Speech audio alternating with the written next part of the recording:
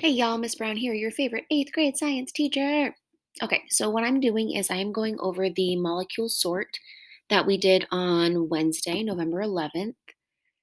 So I have the answers here and I have this posted in Canvas, but I wanted to take a minute to talk about it because I had some people um, that just wanted a little more info. So I thought it was a perfect time to use my annotation tools and yeah, walk y'all through HMS, this molecule sort.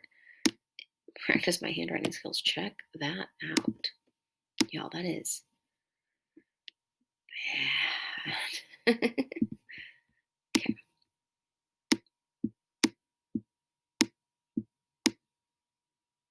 perfect. Much better. Okay, so let's get going, y'all. So what you had to do first was click on each of these pictures and count the number of atoms. So I walked you through this when I explained it when y'all did it in class. But now I just want to do a quick video to go over the answers. So there's one carbon dioxide molecule and two oxygen molecules in CO2. So the formula is capital C, capital O with a lowercase 2 or a subscript 2, which represents the number of atoms. Remember, if there is no subscript, it's automatically assumed that it's a 1. So CO2 would be 1 carbon and 2 oxygen atoms. Water is 2 hydrogens, H2O, and 1 oxygen. Notice the 2 belongs to the H right before it. And like I just said, if there is no subscript, it's automatically assumed that it's a 1. So 8 C's, 18 H's. And just like in math class, y'all, 2 to the second power, the exponent 2 belongs to the number that it is after. So it's the same with the subscript. So now here is a little bit of trickiness. So let's talk about these. And I will switch to dark blue.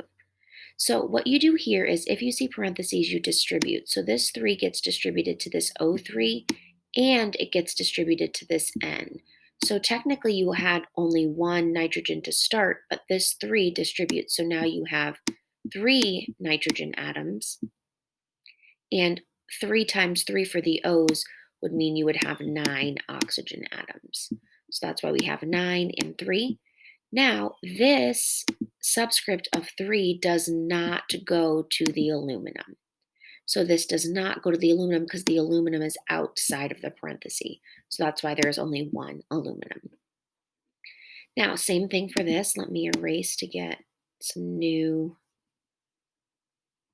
writing space for this next one. So right here, same thing. This magnesium 3 belongs to this. Since it's outside of the parentheses, this 2 does not distribute. So that's why I have 3 magnesiums. Remember, every symbol starts with an uppercase.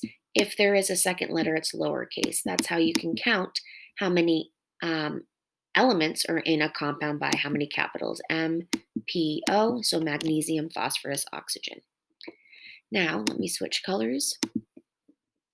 So this 2 distributes to this 4. So originally there was 4 oxygen atoms. Now there's 4 times 2. So now there is 8 oxygen atoms.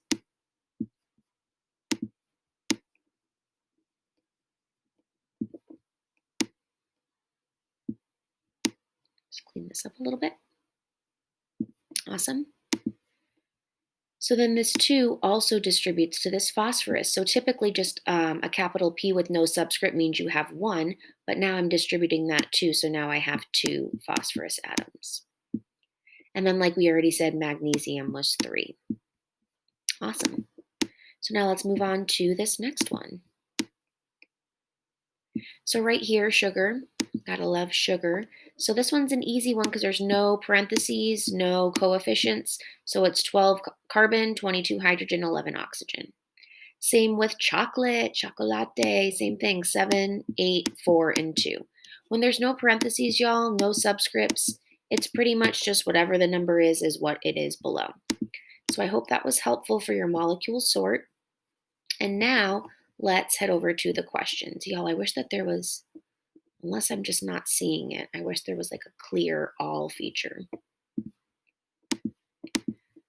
Okay, so quickly let's talk about this difference between an atom and a molecule. Atom is just 1, molecule is 2 or more atoms. So I think about like a grape and a bunch of grapes, or an egg and a carton of eggs.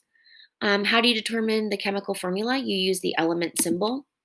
So I find the element symbol, and then I use a subscript to tell me how many atoms of each element. So element symbol with a subscript. The little number is the subscript. So for example, the subscripts in this is a 2, and that represents the number of atoms.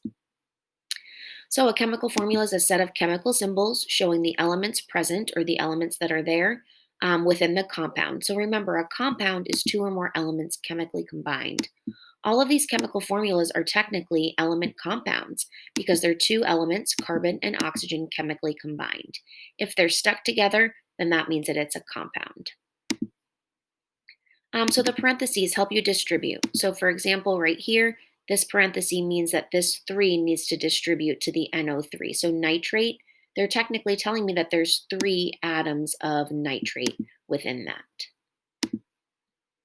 Atoms join together to make molecules. So y'all, it's like that song, Meet the Elements. Like a box of paints, they can mix to make any shade. So elements mix together, they chemically combine to make different compounds like sugar, chocolate, water.